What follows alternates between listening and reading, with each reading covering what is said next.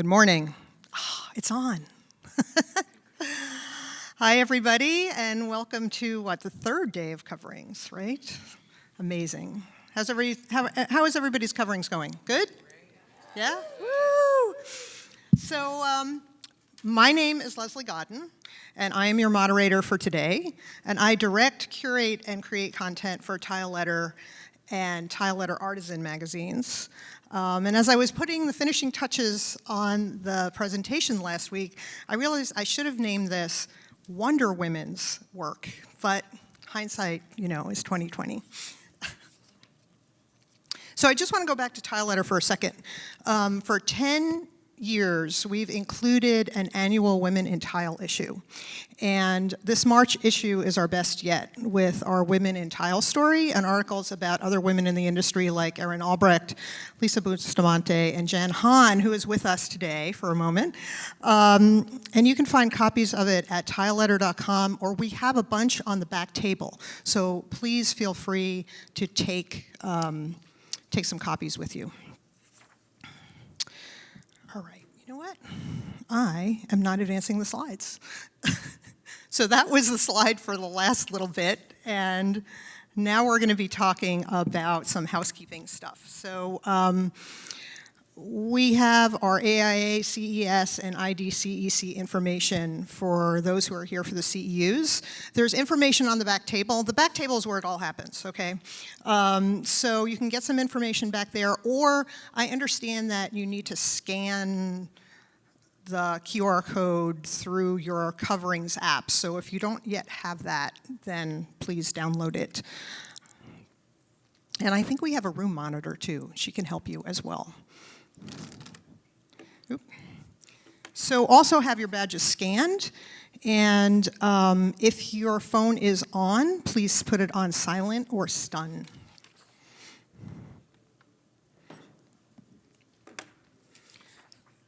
I also would like to invite you to drop a card in the bowl, which is also on the back table. And we have some very cool swag that we're going to be giving away at the close of the session.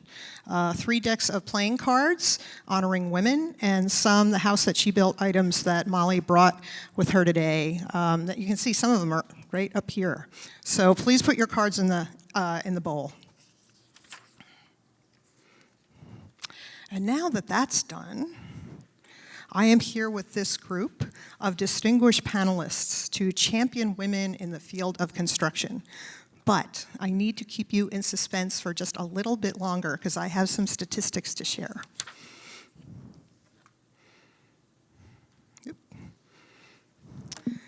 So you can see that there is room for women in the construction field. In 2021, the Bureau of Labor Statistics reported that women comprise 11% of the construction workforce, or 1.2 million, an increase of 133,000 jobs since 2018. In 2021, women represented 4.5% of overall construction labor, and that's up from 3.7% in 2018. And women made up 7.7% of carpet, floor, and tile installers and finishers, and that's up from 1.9% in 2018, which I think is an impressive leap. I've also listed some related fields in construction, and the construction field employed one of the highest percentages of Hispanic or Latino workers in the listed occupations, approximately 32.6%, and that's across men and women.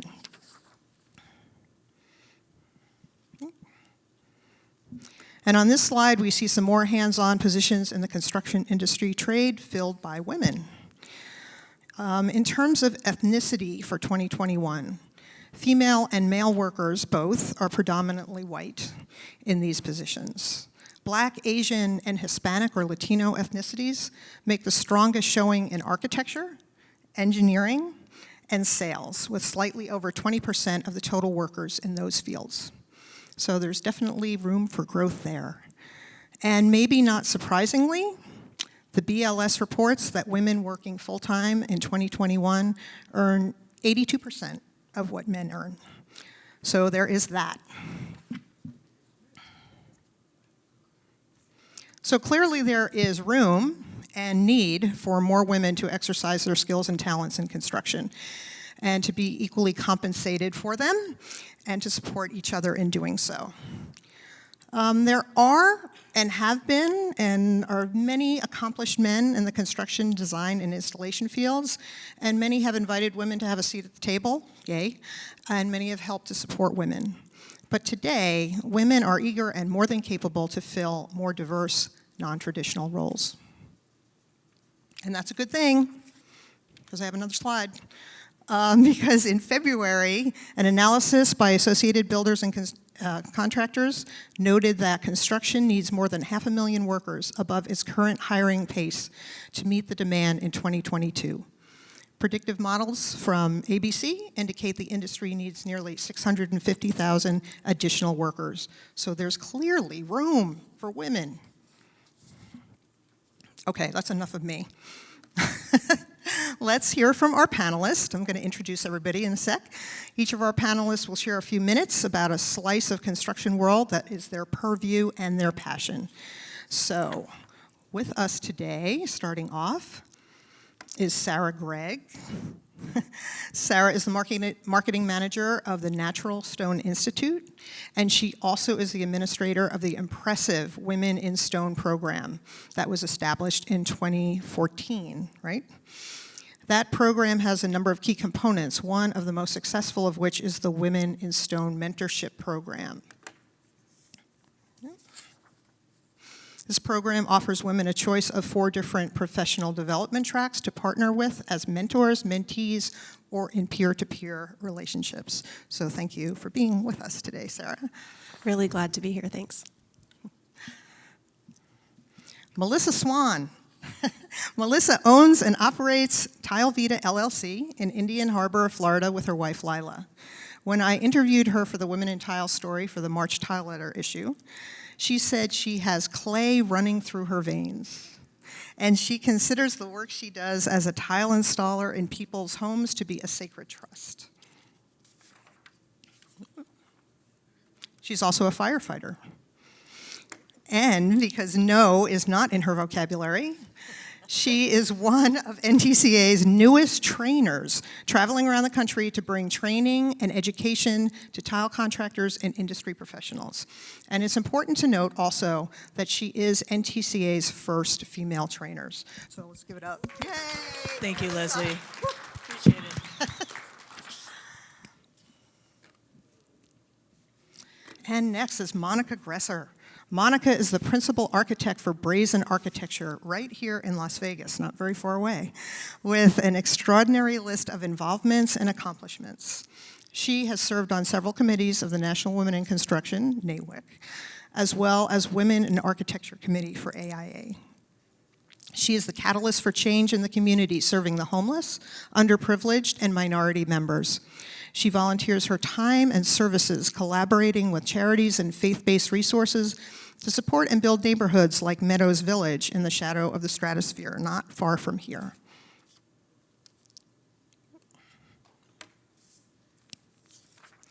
Some of that work involves Neighborhood Kids Design Workshop that draws kids into planning and developing their neighborhoods.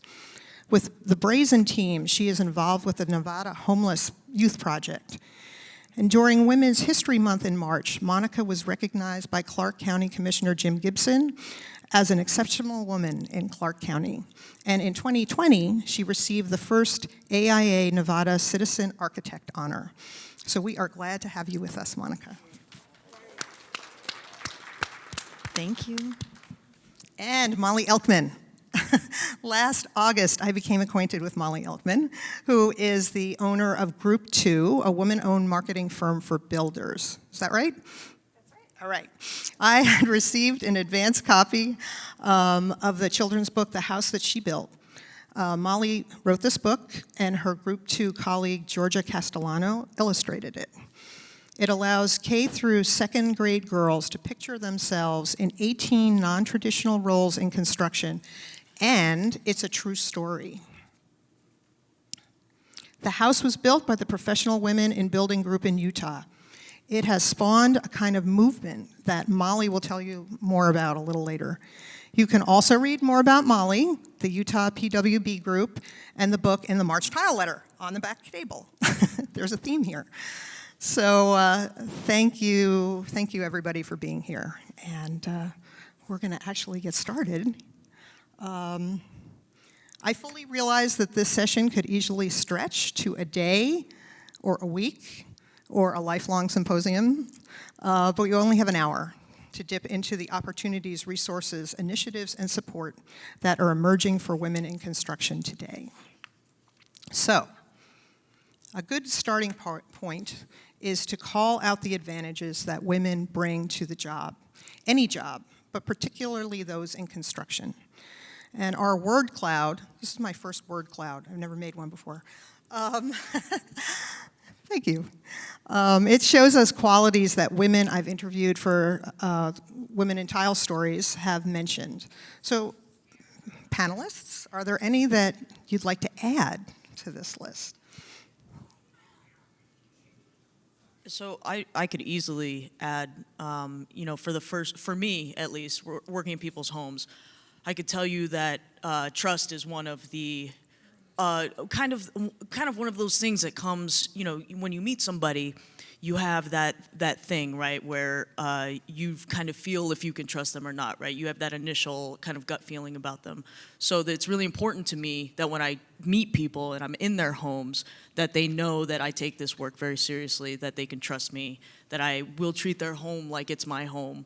And in Florida, there are a lot of, older women that have been widowed, and so it is really that comfort level is part of why my business is so successful. To be able to go into the home and say, like, I'm gonna take care of you completely is a really big deal to me. So yeah, so the trust, we're gonna squeeze that right in the bottom left-hand corner of that cloud there. That's right, there is room.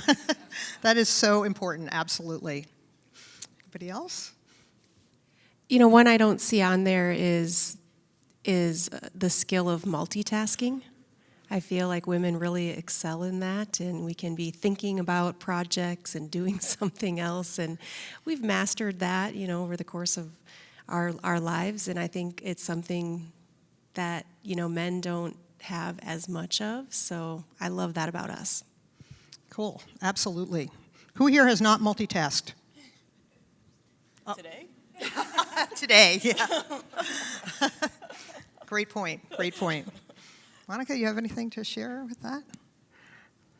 Molly? I would just say overall representation. So we know there aren't enough women, so the advantage that we bring is that the next generation will see more women, and we represent, diversity and inclusion and all of that, so representation. Great, absolutely. So, what experiences that you've had have helped you to grow and gain confidence in your field? From education up to just experiences that you've had. So for me, it would be more along the lines of we tend to do really strange projects. So Brazen Architecture, we do a lot of higher ed and public work. So that's common, right? And it's just normal things that a lot of firms do, a lot of contractors do. But then we end up doing some really strange and odd projects. And I think that helps with confidence because you're exploring like what your limitations are and how you're going to deal with something. And the other thing I think is important when you're gaining confidence is I was taught early on that you should not own up to mistakes, which is kind of, I think that's a mistake, is not owning up to things that you are doing wrong in a project. And you learn from things that you do wrong. And as long as they're not really awful, it's not so bad. But having those conversations with your clients or contractors from our point of view tends to work out really well. And I think that over time you realize that is really important to yourself. And I think that contributes to confidence as well and just makes you more comfortable in whatever world you're working in. So it sounds like honesty and authenticity are There you go. Pretty important. There's back to that trust thing. Right, right. Anybody else have some experiences that you want to share about, how did you gain your confidence? How did you move forward in this field? I'll share. So I'm a second generation business owner, and I took over my dad's business. So when I came into the industry in 2006, I was a young millennial female, and it was very hard for me to be taken seriously. So I sat in a lot of rooms where it was just assumed that I was there to take notes. A lot of that confidence came from, over time, like realizing I deserve to be in this room. I deserve to have a spot here and have a lot to contribute. So I think, that's how I got into it. Great, thank you. I can share in my career, I think, and maybe it's like this for a lot of people, I think it is, you start small. You get on a small committee where they need your specific skill set. You do a good job and you gain respect and you realize, I have a lot to contribute, and then they ask you back and you get on a little bit bigger project next time, and it just escalates from there. But I also really admire the network that women create amongst themselves. I mean, without formal programs, it just seems to happen naturally. The women will work together and support each other and lift each other up, and I think that's really really impactful for a lot of women. But there could be so much more of it. Women are, at least in my experience and in my industry, we're welcome in the table with all the men.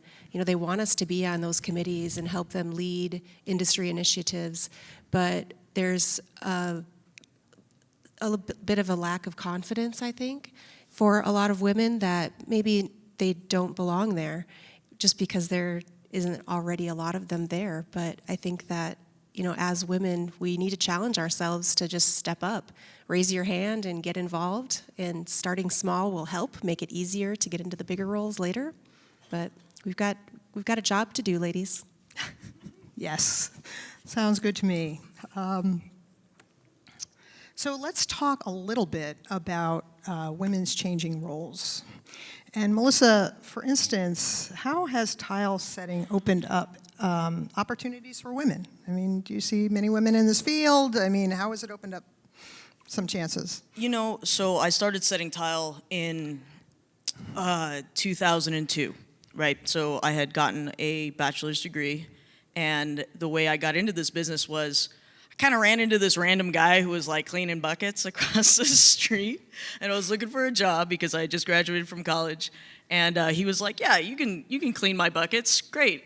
And so it started from there. So I was cleaning this dude's buckets, and from there it went to, I watched him glue tiles to stuff for 4 years, and then I glued tiles myself after that, and then it just took off from there.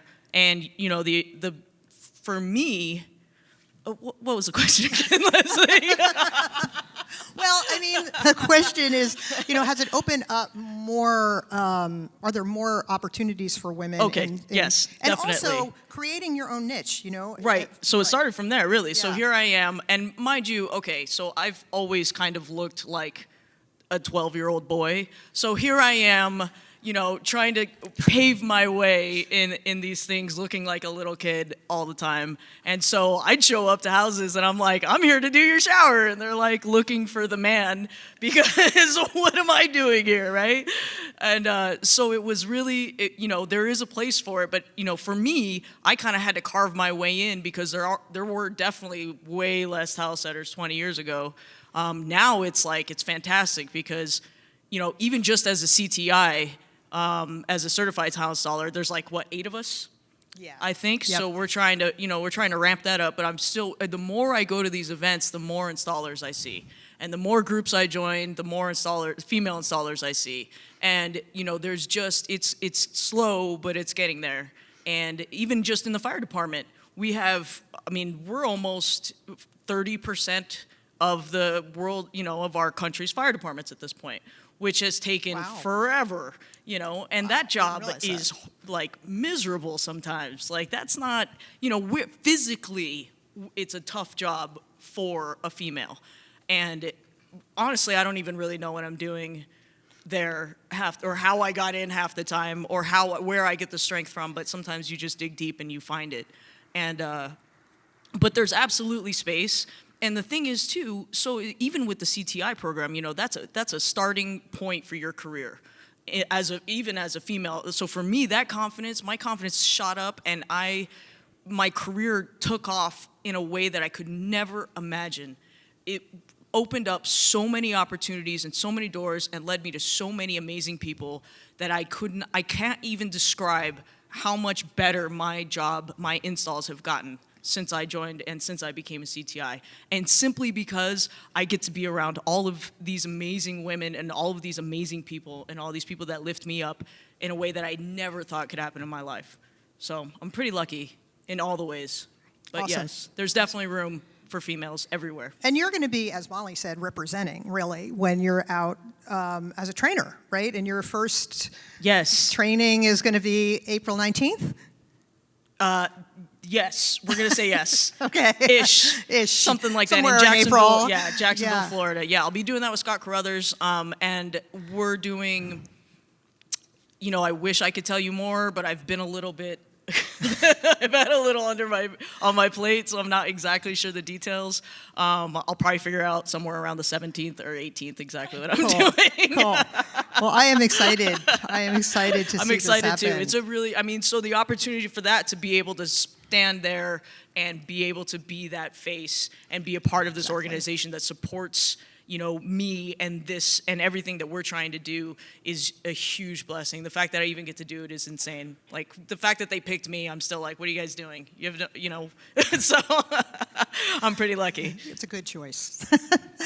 So, Monica, has architecture and design always been a fairly cooperative field in your experience, or have you seen more opportunities for women emerge in the last, 5 years, 10 years, over the years? Right, I need this thing. So I think that there are more opportunities now than there were probably 10, 20 years ago. I do remember when I was an intern working in Baltimore, and I walked into one of the VP's offices, and she had this laptop, and she had really long fingernails, and she was tapping away on this laptop. And I go, "What are you doing?" And she says, "I'm taking a typing tutorial." And I go, "Well, didn't everybody take typing when they were in high school?" And she said, "No, because when I purposefully did not learn how to type, because if you come out of architecture school, grad school, and then you get into the working, and start working, the men will automatically put you in an administrative position because you're a woman." And I'm like, "No way," because that was not my experience, but I came up 20 years after her. And so my experience was more along the lines of traditional intern. I think I was lucky in who I worked for, because I would do the same things that the male interns were doing. So if a principal needed drawings, they would send you over to the storage room, and you would go and pull out all the drawings, and you would haul them back into his office, because we didn't have female principals then, and you would lay them all out. But we had the same job, so I think that I worked for the right firms, and then. But I had friends who were not doing the same kind of thing. But then also, now I think about it, going from Houston going to Baltimore, I said, the cost of living is higher here, and this is the amount of money I should be making. And they said, "Oh, no, it costs less to live in Baltimore than it does Houston." And I'm like, I don't think you've done the math. But I wasn't strong enough to fight for that, right? So I had to wait until I gained more experience, and then they would up my pay. And so I think that, that's how it was, say, 20 years ago, because I've already been in Vegas since 2001, so it's been a long time. And things have changed over that time. I mean, it's been a long time since I walked into a meeting with a male intern, and me as the principal of the firm, the client the end user hasn't met us, and yet he was looking at my intern to say, "Hey, so what's going on? What's this architect doing here?" And I don't know, this intern, his mom brought him up right because he looks at the guy and he goes, "I'm not the architect, she is." And I'm like, oh, wow. Yes. So we are still friends, and he's an architect now. But right on, Mom. But so things have changed a lot since then, and I think that I have found myself in weird positions. Like I said, we do odd projects, and I think that people know the firm because of the strange things that we do, and also we get out in the community, and we've been doing a better job about promoting what we do. Still not good at that. I think that that's one of the faults as women is we don't go, hey, right here, I did all these things. Look, Absolutely. right? So I think we're terrible at that. And I'm like really bashful about telling you all about the great stuff I have done, and because there's so many of us, I think that so many of us do so many great things. And so we forget to do that. But I think that is one of the things that helps grow your confidence. I think that helps grow your abilities, or people know more about you, and so then that helps in your line of work, I think, as well. Yeah. So, and so this picture that you're showing is so with the AIA, I'm a member. I don't lead that, thank goodness, because that's a big job. We were doing a video for the JEDI committee, which is Justice, Education, Diversity, and Inclusion committee. And for this, we specifically made a video for elementary kids to say, this is what architects do. And I think that the chairman did a fantastic job of putting all this together, because I looked at it and went, I never would have done that. But, it's got small kids in there, and they're talking about becoming architects. What do you have to do to be an architect? Look at these crazy things architects do. Because we don't talk enough about what we do. Right. Because we're always behind the scenes, and then you guys all build the stuff, right? So we go, oh, look, there it goes, it's going up. But we just make all the instructions so that you can, you do your part, we do our part, right? Awesome. So Thank I get you. what you wanted? Yeah, that was great. That's great. And I really actually can relate to that whole promoting others but not ourselves. I mean, I've worked in PR for a long time before I was working on the magazines, and I was so good at promoting others. But when it came to myself, oh no, I don't know how to do that, or ask for money for myself, or so absolutely. So thank you. That was great discussion. So one of the most impressive programs currently at work in our industry is the Women in Stone program over at Natural Stone Institute.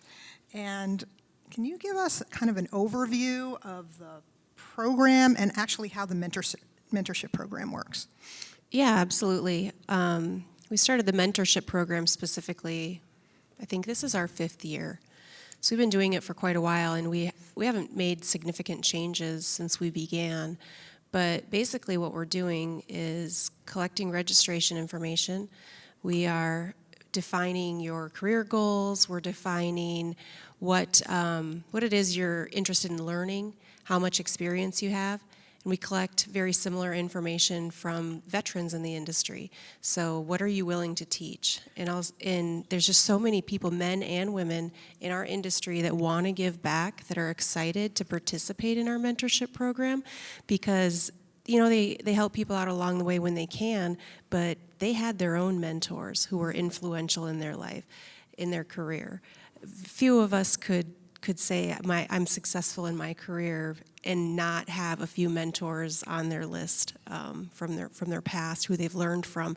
So they're really eager to give back.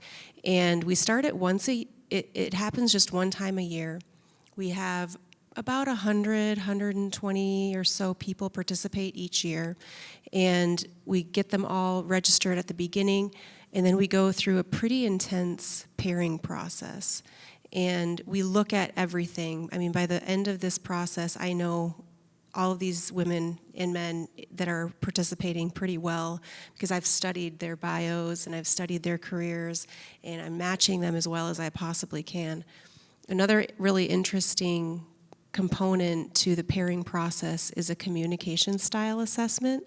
And I think it's becoming more common to learn more about how you communicate and how that differs from the other people that you're communicating with, and how that may have created some struggles, to get progress made throughout a conversation.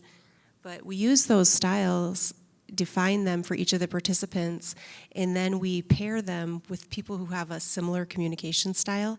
Because one thing that's a bit of a struggle with a mentorship program is it's virtual. And so it's harder to make that connection and to really launch a relationship when you don't have the body language, you don't have, just that full experience of sitting down and having a cup of coffee together. So we started using that communication style assessment a couple of years ago, and it's changed things really significantly. Because when people have their first meeting, I have so many that contact me and say, wow, you hit this on the dot. This person, we couldn't stop talking. I can't wait to talk to her again. It's really, really wonderful. But we give them a little bit of guidance. So each month we send an email and we say, okay, this is your first meeting. We expect you to learn more about each other. Your second meeting, you're learning more about career goals. The third meeting, we've got like a 4-page long list of topics that are relevant in our industry, so that you can go through and pick and say, I want to learn more about this, I want to learn more about this. And they meet once a month virtually for 1 hour. So over the course of a year, they have a goal to meet 6 times. And what this is doing is giving women the opportunity to ask questions in a safe space, to not have to put themselves out there. And I feel like as women, sometimes we do the whole fake it till you make it thing, right? Like I should know this, so I'm not going to ask that question. But the mentorship program gives you that space to ask those types of questions and learn and gain confidence. And once the program is completed, then the mentor becomes a sort of sponsor for you, and they'll recommend you to serve on a panel. They'll recommend you to serve on an industry committee or serve as a reference for a job. But we've seen just a lot of really great things happening with the mentorship program, and it's something we're really proud of. If you're interested in participating, it is too late for 2022, but talk to me afterwards, because we would love to have more people in the tile industry too. I'm not exactly sure what the demographics of our room here are, but I'm assuming it's mostly tile. So anyway, it's done great things. And Women in Stone is not only about mentorship program. We have a full mission to recruit, retain, and advance women in the natural stone industry. Tomorrow, or actually tonight, it's Thursday night, we're having what we call a legacy series event. So Barbara Cohen with Miller Druck is just a phenomenal woman. She's had a wonderful career. She's very successful. She knows how to get the work done, and she's built so many relationships. She's helped so many women, build their own confidence and become successful in the industry. And we're having a live interview with her, and we're just going to sit down for an hour and a half and learn about her career, learn about her life, and take some notes and figure out how we can duplicate some of those things that she's blazed trails for us to be able to do. Trying to make sure I hit on all the best programs that we have. We have a lot going on. Our internship program is another thing that we've recently developed, and it's really for the whole industry, but it was developed by Women in Stone. I've served on a lot of committees in my career. Most of the time I'm the only woman or one of a couple of women on the committees, and I'm used to going to the meeting, getting all of these great ideas from the men in the room, and then what happens after the call. Like, somebody's got to do the follow-up, somebody's got to do the work, and maybe that's probably the start of my career, is I always was the one that actually did the work of the committees. But when Women in Stone started, I had committees of women, And I don't know what to do with all of this energy that they are bringing, because they come to the meetings and then they do the follow-up and they get the stuff done after the meeting. And we just have so many things that we've put together. And the only way that that's possible is because these are committees of mostly women. And I'm not dogging on the guys. I mean, we are mentored by them. They help us along. You know, it's wonderful to work with men. I maybe would prefer it over working with women sometimes, but there's just something about a committee of women that gets it done. You know, you figure out the problem and you do it. And so we developed these internship resources that we're using to try to get into that whole workforce development, workforce recruitment issue that we're all having. You know, where are all of the workers at? We've got to find them, and we've got to train them, and we've got to give them an opportunity to fall in love with natural stone or, you know, clay. Yeah. So it's a good program. We're doing a lot of good things, and I'm very proud of what we have been able to do. So if you have any other questions about the individual things we're doing, please reach out after the session closes here. You also have something, you had the Amazing Race. Is that a Women in Stone program? Yeah. Just say a little bit about that. So at the other large show that we attend each year at Thais, we have what's called the Amazing Race. And so people register, and it's always mostly women because it's sponsored by women, but I'll say anything that Women in Stone does, we create it for women and we promote it to women, but we'd never exclude men. We welcome them to participate and attend. But anyway, the Amazing Race, usually we've got a couple of guys there, but it's usually mostly women, and we put them onto teams. Another great trait of women, I think we're real competitive. We like to, you know, have a little bit of fun in that way. But what we do is start people with a clue card, and they use that clue to figure out what booth they have to go to, and they get to the booth and confirm they're in the right place, and then they have to complete a challenge. And they might be, like, some of them were actually putting thin veneer strips on a wall, and one of them was like breaking quartzite like into its natural layers. Just super fun. Yeah. That's fun. It's like an hour and a half long event, and then you fill up your passport. So I don't know if you watch The Amazing Race, but it's modeled after that show, after that competition. So you get all of these passport stickers, and then you make it to the finish line. We've got like the black and white checkered flags that we wave for you, and we have a winner. And the winners get a swag bag full of like really cool stone stuff, like, you know, pens and foot massagers and just, I mean, all this necklace is made out of marble. This came in one of those swag bags. So we dress it up a little bit. It's a lot of fun though. Yeah, let's do it today. That's a great idea.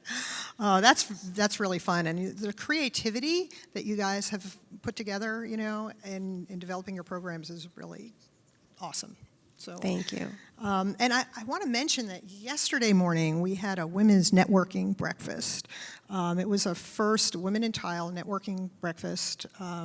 Elizabeth Lambert, there she is, waving her hands back there, put that together, and NTCA sponsored it, and we had 39 women in the room, and we just all had an opportunity to kind of talk and have breakfast and introduce ourselves and see, you know, where the energy is, you know, what people are doing in the industry, and it was a really great first step. We're going to continue this probably at Total Solutions Plus. We'll have another meeting and you know, find out where is the need for support, you know, and just kind of develop it further. So that was really, really exciting. Okay. So, Molly, I'm super excited about this movement that has grown up around the house that she built, the house that inspired the book, and the book that is inspiring young girls around the country. So I would really like to know how this book developed and the mission and where it stands now. Yay, I love it. I'm so happy to be here, and I'm already going to hit all of you up to be a part of the Girl Scout program that we're working on.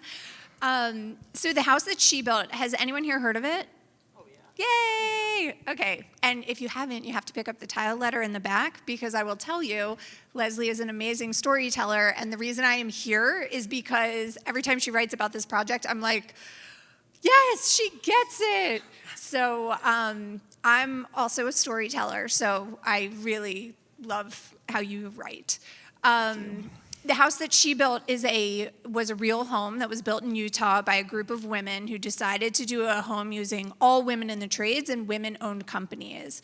And I am not in the trades, but I own a marketing company that works with home builders around the country. So I work a lot in the building industry.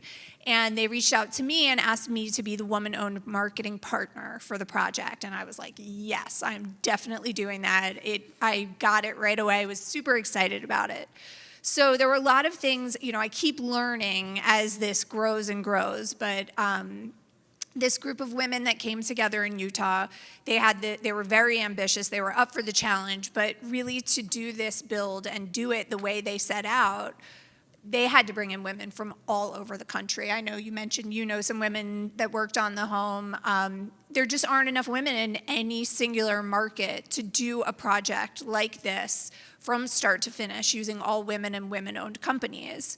So it really gained momentum, and I found myself, as the home was further and further along, freaking out that this home was gonna sell. And that's, I'm in marketing, and when you're in marketing or sales, you want whatever the product is to sell. And I was terrified at the idea of it selling because it was so moving and so important. So I had this aha moment of, we have to turn this into a children's story.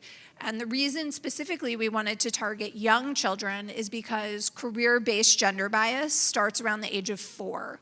And when it comes to workforce development, a lot of the initiatives are targeted at high school and are targeted at middle school, but that's not the long-term solution, because the long-term solution needs to incorporate the youngest people, because we have to change the way the conversations are happening.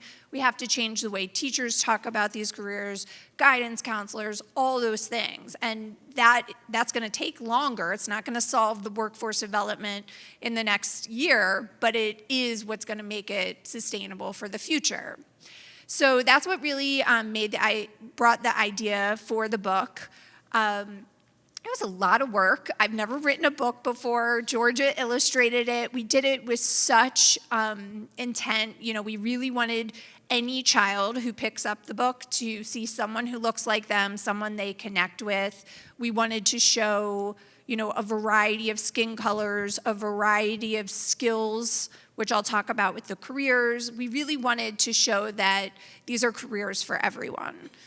So with the book, we highlight 18 different careers, but what is unique about it is it's more about the skills that are used for the careers. So young children who identify with loving art can see that art is a part of these careers, or science, or math. And it really is amazing how effective it is. Even though the reading level is for kindergarten through 2nd grade, we are getting responses from middle school. We're getting responses even from high school kids who want to, share the programs that they're in with their younger siblings or younger classrooms. So people are just really responding well to it, and I went into a classroom with the woman who is the master plumber on the home. She's actually in Philly, which is where I live. And by the end of that, she was talking about plumbing, and she was talking about solving puzzles and really, the systems behind the walls, and she did it with such passion. By the time we left that room, every single child in the room said they wanted to be a plumber. And it's because they hadn't ever talked to a plumber who was so much fun and so engaged and so excited. But then it was a woman, and she was there, and she made it sound so exciting. And that's exactly what we want to do with all of these careers. So I'm, of course, wearing the Tyler, which is everyone's favorite page in the book, because it's obviously the Tyler. And there it is.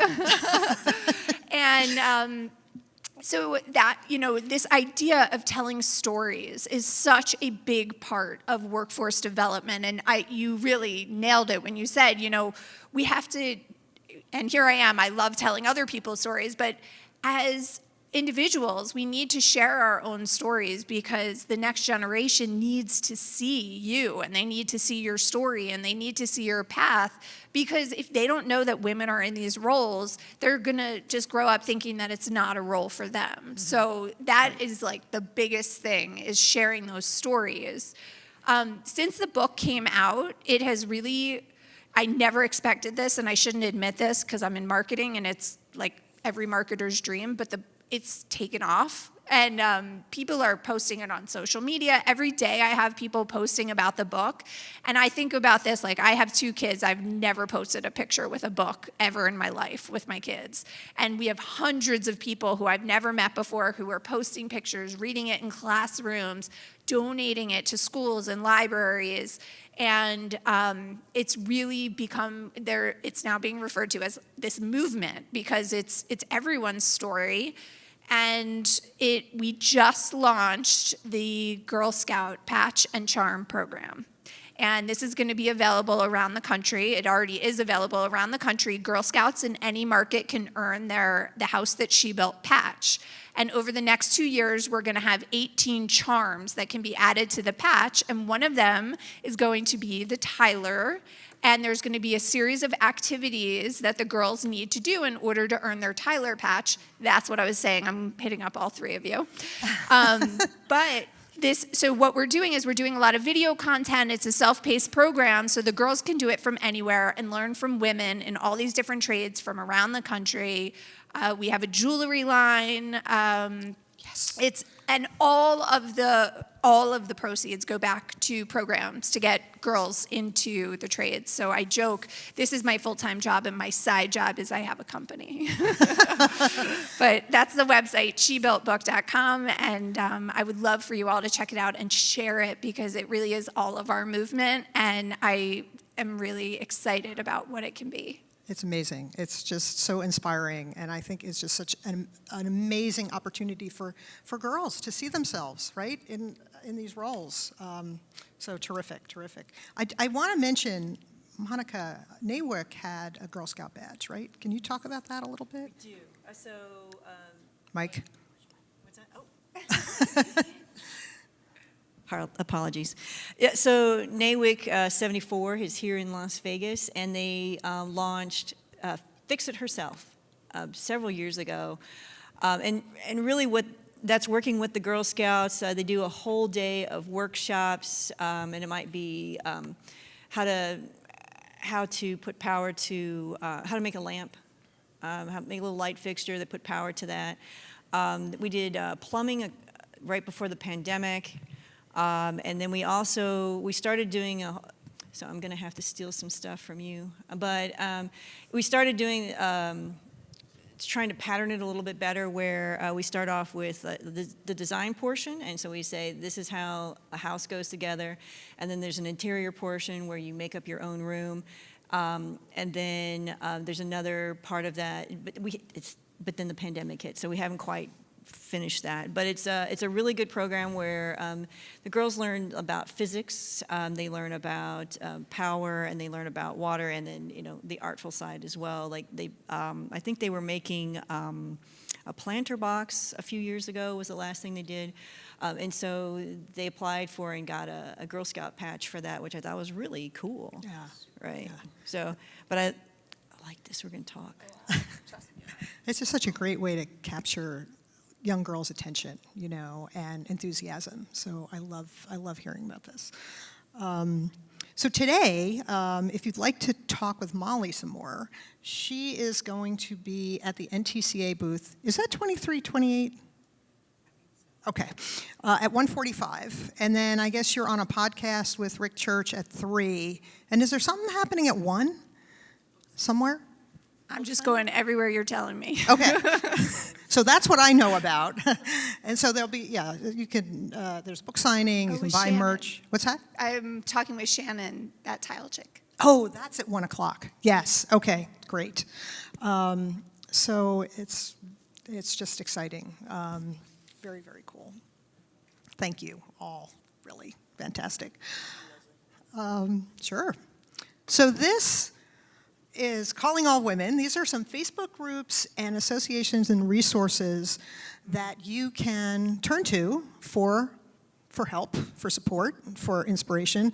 I neglected to put Fabulous Females in Floor Covering on there. That is a Facebook group. And because I did not want to generate more tree-killing paper, I would just invite you to take a picture of the screen. Or if you don't want to do that, you can email me next week and I will send you a list. So that's cool. So it is 10:20 and we are right on time. I have not moderated a panel since 2003 and I was very worried about the time. So excellent. So we have some time for questions from our audience. So does anybody have a question? Jana. So what's the best way for us women to get involved with what you're doing and support you? What should we do? I have so many answers to that. For the house that Go she ahead. built, please visit shebuiltbook.com. But you can take the book. You can bring it to a local bookstore. You can bring it into a school. The whole idea is the book is a tool for everyone in the industry to share their story and have a reason to get in front of children. So take it and use it as your tool and share it. That's the best way to help with the house that she built. Great, great. If you go to naturalstoneinstitute.org/womeninstone, go to the Get Involved tab and join our mailing list. Once you're on our mailing list, then that puts you in the queue, so you'll be informed about all of upcoming program registrations, event registrations, anything to get involved with. We actually have a webinar next week on Thursday that explains all of the things that Women in Stone does and how you can get involved with them. So really easy way to tap into Women in Stone. There's a lot of different routes you can go, but it all starts with joining the mailing list. Cool, cool. And so for your piece of this, right? I mean, maybe come to some of the workshops that NTCA is giving, or check out CTEF and. Absolutely. I was just going to say, you know, my website is www.tilevita.com. It's just my business. It's pretty simple, but you can reach me through there. If you guys know anybody that is a female that is looking to get involved in the tile industry or the firefighting industry or any of the above, or just wants somebody to talk to, you know, I am absolutely 100% available. Like Leslie said earlier, no is not necessarily in my vocabulary. I pretty much am constantly, you know, anybody that reaches out and is like, hey, I have a couple of mentors, but anybody that reaches out and has questions at any time, I'm so honored to be the one that somebody thinks of when there's a technical question or anything like that, and you know, or how to get tested to become a CTI, you know, regardless of gender, I should say, but exclusively women as well. Especially women as well. I am always available to help and to kind of guide that path to help in that industry for sure. Great, thanks. And Monica, AIA, NAWIC.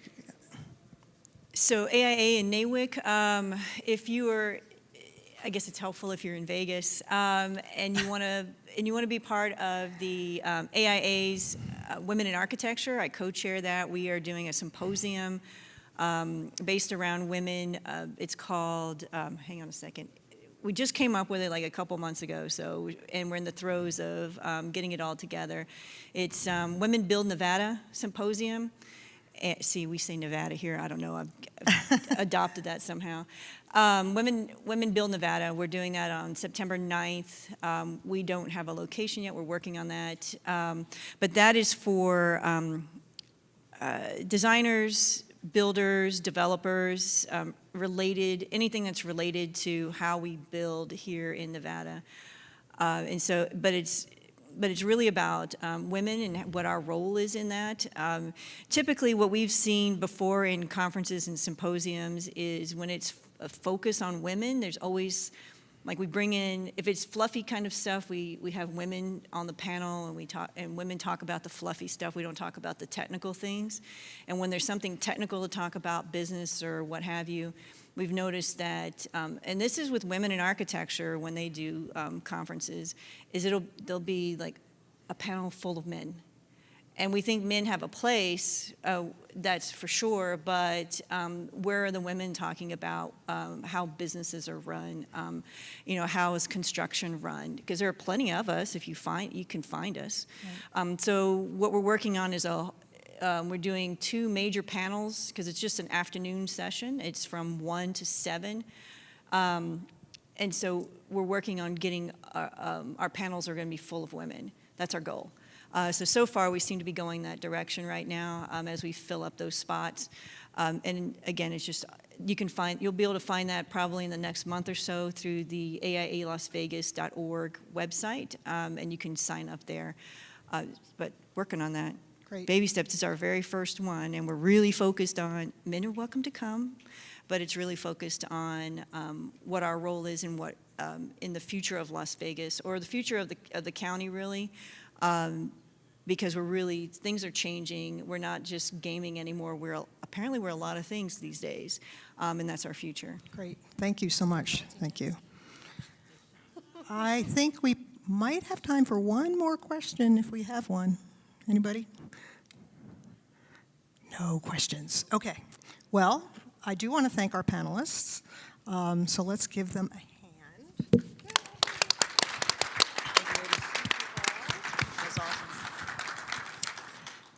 But we're not done yet. Oh, wait. I also want to give a shout out to Shannon Huffstickler, Shannon Vogel, Michelle Chapman, and Jana Valafuco, who all really gave their support with this presentation. So I am very grateful for this circle of sisters. So thank you. But we're not done yet. But wait, there's more. That's right, the giveaways. So Jana or Michelle, can you grab the bowl in the back with the cards? And if you haven't put your card in yet, please put it in right now, because there's great stuff. Are we eligible? I don't know. It depends on maybe, not a lot of cards in the bowl.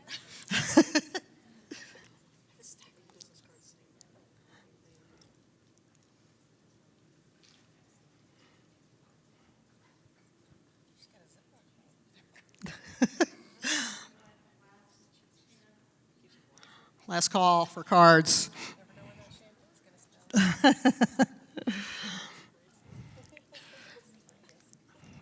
Great. Oh, you're wonderful. Thank you so much for bringing that up. Okay, so what we have is we have 3 packages of, what do we have? Tell us. Your packages. Ooh, okay. We have the house that she built, gift set. We have a book, a t-shirt, a sticker sheet, and an activity book. Woo. Stickers. So we have 3 of those. 3 of them. And you have to post on social media. That's required. Oh, there you go. And then also we have these women cards, which are playing cards that feature women in STEM, history, and leadership. So they're really fun, and they got great graphics. They're really great. So, all right. I'm going to mix this up a little. I'm going to let you guys pick. All right. And this is going to be for one of the women house that she built packages. Linda Sturla with Tile Expressions. Come on up. Yay, Linda. Here, I'll take that. Just take one of those. Yep. Thank you. That is so cool. Awesome. Yay. So the next drawing is going to be for Girl Power cards for kind of the younger set, but these are really cool. And Melissa, do you want to? Cards. All right. Oh, man. I can't pronounce it. There's no way. I can't do it. Okay. Company's called Knorr. Ms. Warner. Miss Warner. I'm not going to pronounce her name properly. I am so sorry. Powie. Howie, okay. I could have done that. Thank you. Thank you, Sure. Powie. I did too. Awesome. Thank you. Great. Here, I'll take that. All right, we're going to have another House That She Built package here. So we need them these days. Oh my goodness, it's terrible. And the winner is? Oh, good. The winner is, Maddie DeVries? Oh, no, hang on. Yep, is that right? Because it says, and Ashley Walsh, so, okay. Come on. Thank you. Whoops. Congratulations. All right.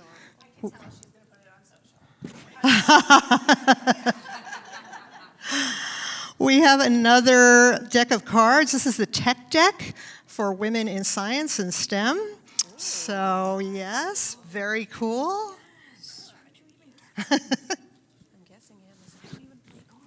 Gail Benton, come on down.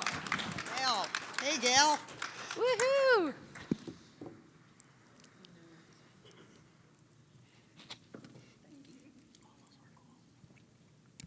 All right, so it's going to be the final package of the house that she built. Stuff. I'm going to do the paper. Do the paper. Elizabeth Lambert, Lambert Tile and Elizabeth, Stone. yes. Yay. Thank you. Who needs a card, right? We just have paper. Genius. Yay. I love it. I love it. That's awesome. Okay, and we have the final deck of women cards. So, whoop. Okay. Oh, I can pronounce this one. Final throw things. All right, Anne Heelan. All right, Anne. Morningstar Stone and Tile. Nice card. Congratulations. Feels Enjoy nice. them. Thank you so much. Sure. So thank you, everybody, for coming, for being part of this, for participating. And let's remember the power of lending each other a hand in our journey through life and the industry. So, and if you have any questions or anything, reach out to me, reach out to our panelists, and enjoy the rest of coverings. Thank you. Thank you, Leslie.